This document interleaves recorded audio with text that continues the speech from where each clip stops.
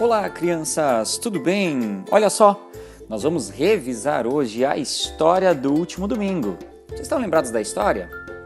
Então, se você não lembra, me acompanhem que eu vou refrescar a memória de vocês. Esse camarada que está aparecendo aí na tela de vocês é o Faraó. Tudo ia bem no Egito. Faraó mandando em todo mundo, com um monte de escravos hebreus, construindo várias pirâmides e, é claro, construindo com a força dos seus escravos, né? Que eram maltratados, escravos que eram perseguidos. Tanto é que o faraó proibiu os escravos de terem filhos homens. Olha só que horrível!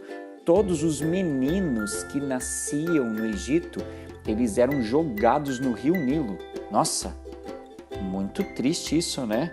Muito aterrorizante saber desse fato.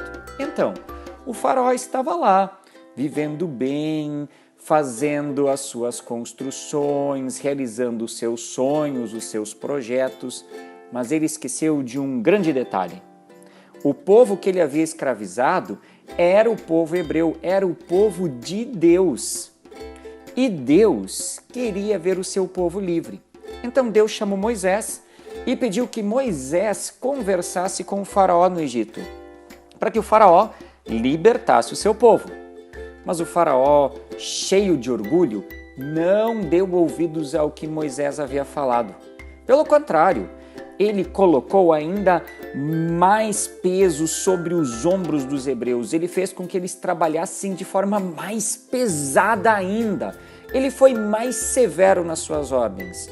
E Moisés disse para o faraó: se você não libertar o meu povo, e olha, é Deus falando, você vai sofrer duras consequências e todo o Egito vai sofrer com você. E aí Deus envia as 10 pragas para o Egito. A primeira praga, que foi enviada por Deus, ela transformou as águas, todas as águas do Egito, em sangue. E, consequentemente, todos os bichinhos, todos os peixinhos, tudo que habitava nas águas morreu. E é claro que os egípcios então também não podiam tomar dessa água. Essa foi a primeira praga. Mas o faraó continuou teimoso. E aí Deus teve que enviar a segunda praga. Um monte de rãs saíram dos rios e riachos e entraram nas casas dos egípcios. Incomodaram todas as pessoas que habitavam no Egito. Essa foi a segunda praga. A terceira praga foram os piolhos. Nossa, que coceira! Só de pensar eu já coço a minha cabeça. Piolhos encheram o Egito e a cabeça dos egípcios também. Essa foi a terceira praga. Piolho para tudo quanto é lado. E aí, como o faraó não obedeceu, continuou teimoso, Deus enviou a quarta praga. Um monte de moscas. Moscas voando para tudo quanto é lado. Você abria o armário, tinha mosca dentro do armário. Abria a geladeira, tinha mosca dentro da geladeira. Ah, não tinha geladeira naquela época. Mas em todos os lugares tinha moscas voando. E moscas são horríveis, né? Posando nas pessoas, são incomodativas. Mas o faraó continuou teimoso. A quinta praga foi a morte dos animais. Você viu que o nosso boizinho ali, ele morreu, sumiu da foto. A sexta praga foram tumores, ou seja, feridas na pele de todos os egípcios. E aí veio a sétima praga. O faraó teimoso em todas elas. Na sétima praga caíram pedras do céu, chuva de pedra. E essas pedras machucavam os egípcios, machucavam as pessoas que estavam lá, os animais que restaram. Foi assustador. Você já viu o granizo uma vez? É assustador quando dá aquele temporal. Então, algo assim aconteceu no Egito. A oitava praga foram os gafanhotos, nuvens de gafanhotos que devoravam tudo que estava ao redor, tudo que cercava as pessoas, comiam a grama, as árvores, todas as plantas que existiam no Egito.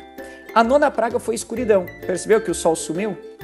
E depois a última e décima praga foi a morte dos filhos mais velhos.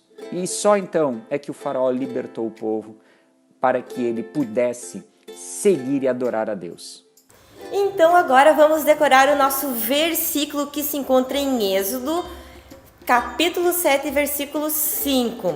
E diz assim: quando eu levantar a mão contra os egípcios e tirar do meio dele os israelitas, os egípcios verão que eu sou o Senhor. Então vamos tentar decorar e o sapo vai comer uma palavra do nosso versículo que vai ser mão. Come aí, sapo. Vamos tentar então de novo?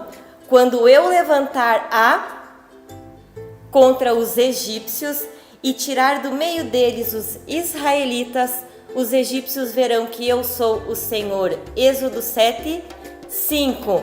Mais uma palavrinha o nosso sapo vai comer e vai ser os egípcios. Vamos lá então? Quando eu levantar a contra os e tirar do meio deles os israelitas, os verão que eu sou o Senhor. Êxodo 7, 5. Então decore esse versículo aí na sua casa para que a gente também relembre essa nossa história que mostra tanto o poder de Deus. Combinado?